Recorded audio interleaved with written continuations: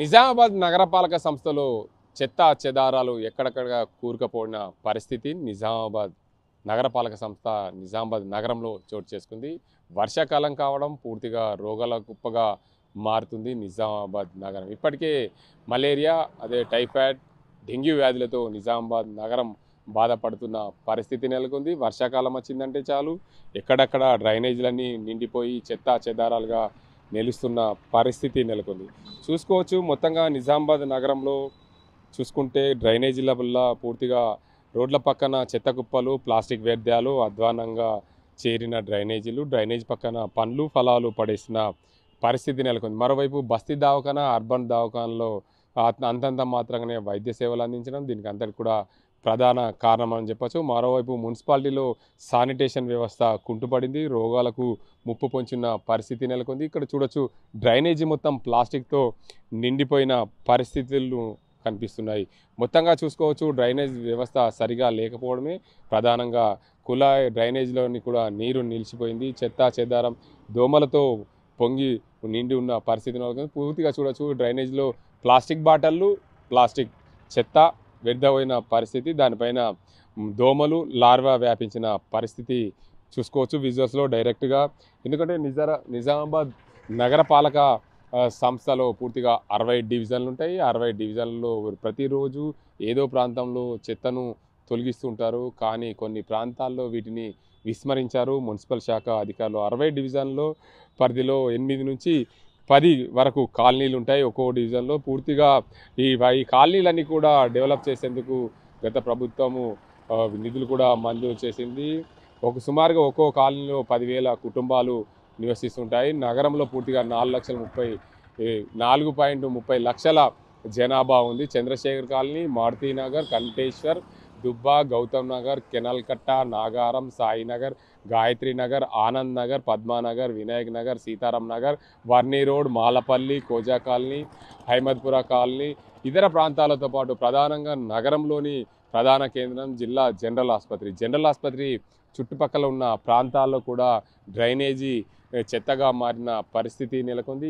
ఈ ప్రాంతంలో చూసుకోవచ్చు, డ్రైనేజీలో ఎలా పండ్లు అంటే వ్యాపారస్తులు కూడా అన్ని పండ్లను ఇక్కడ డ్రైనేజీల దగ్గర పడేసిన పరిస్థితి, చెత్త చెదారంగా పడి ఉన్న నిజామాబాద్ ప్రధాన రహదారులనే చెప్పుకోవచ్చు. మొత్తానికి ప్రభుత్వము ఎన్నో రోజులుగా చెత్త లేకుండా చేయాలని చెప్తుంది. కానీ పూర్తిగా ప్రధానంగా నిజామాబాద్ నగరంలో చెత్తను తొలగించేందుకు ఎన్నో వేల కోట్లతో దీనికి అందరికి సంబంధించి అభివృద్ధి పనుల కోసం 237 కోట్లతో గత ప్రభుత్వం నిధులు కేటాయించింది. కానీ ఇప్పటి వరకు కూడా ఎక్కడ కూడా పూర్తి స్థాయిలో ప్రభుత్వం పనులు చేయలేకపోయింది. అధికారుల యూడీసీ పేరుతో అధికారులు, ప్రాధ్యాపకులు, పూర్తిగా కాంట్రాక్టర్లు కమిషన్లు జేబులు నింపుకున్న పరిస్థితి నెలకొంది. దీనికి అందరికి సంబంధించి ఎక్కువగా వర్షాకాలం వచ్చిందంటే చాలు ఈ ప్రాంతంలో ఏదైతే నాగారం నుండి మొదలుకుంటే ఏదైతే కాల్వ ఉంది, నిజామాబాద్కు ప్రధాన కాల్వ పూలాం కాల్వ, ఆ పూలాం కాల్వ డైరెక్ట్గా ముబారక్ నగర్ వరకు వెళ్తుంది. అక్కడ నుండి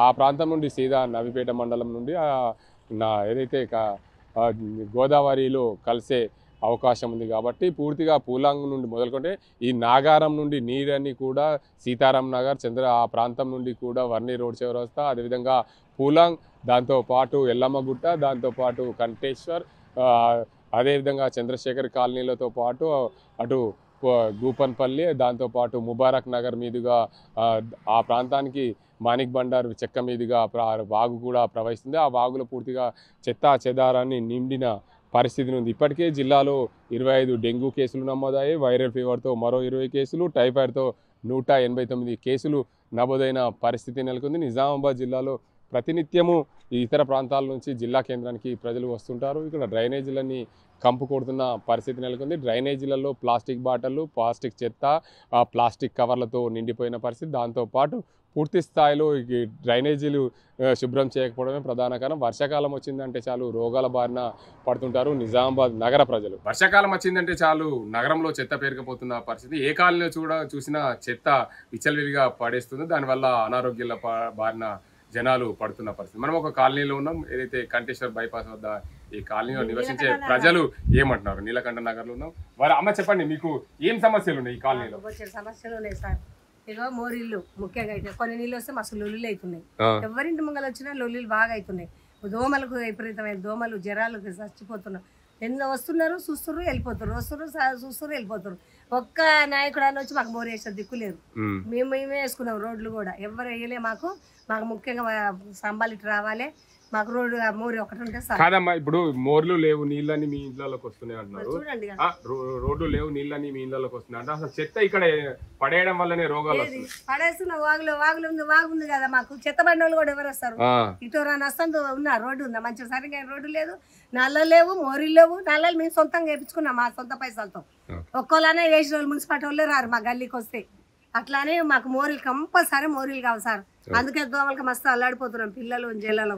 కొంచెం చూస్తూనే ఉండండి, ఒక్కళ్ళన్నా కనబడుతున్నాం. మీకు మోరీ ఉంది ఎక్కడి నుంచి ఇక్కడ దాకా.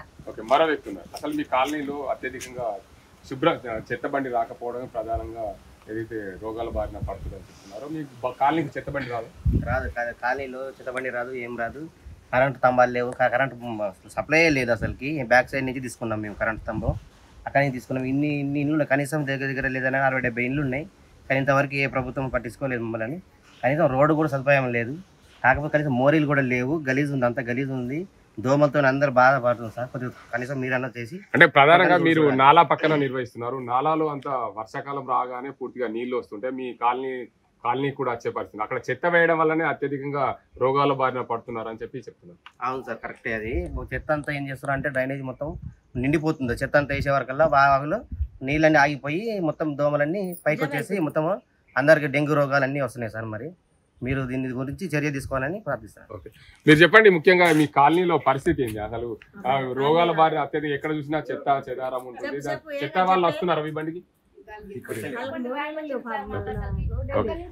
మరో కాలనీ వాసులు ఉన్నారు. దీనికి అంతకు సంబంధించి చూసుకోవచ్చు. ఏదేమైనప్పటికీ కాలనీలో పూర్తిగా శుభ్రం లేకపోవడం వల్లనే అనారోగ్యాల బారిన పడుతున్నాం. మా కాలనీ పక్కనే నాలా ఉంటుంది. నాలాలో పూర్తిగా చెత్త వేయడం, వర్షాకాలం రాగానే ఆ చెత్త ద్వారా అంతా కూడా దోమలు రావడం, అనేక వ్యాధులు వ్యాపిస్తున్నాయి. దీనివల్ల పూర్తి స్థాయిలో నగర మున్సిపాలిటీ పూర్తి స్థాయిలో దీనిపైన చర్యలు చేపట్టేయాలి. మున్సిపాలిటీ ఆధ్వర్యంలో నడిచే ఏదైనప్పటికీ కూడా పూర్తి స్థాయిలో ఆ చెత్త నివారణ చేయకపోవడం.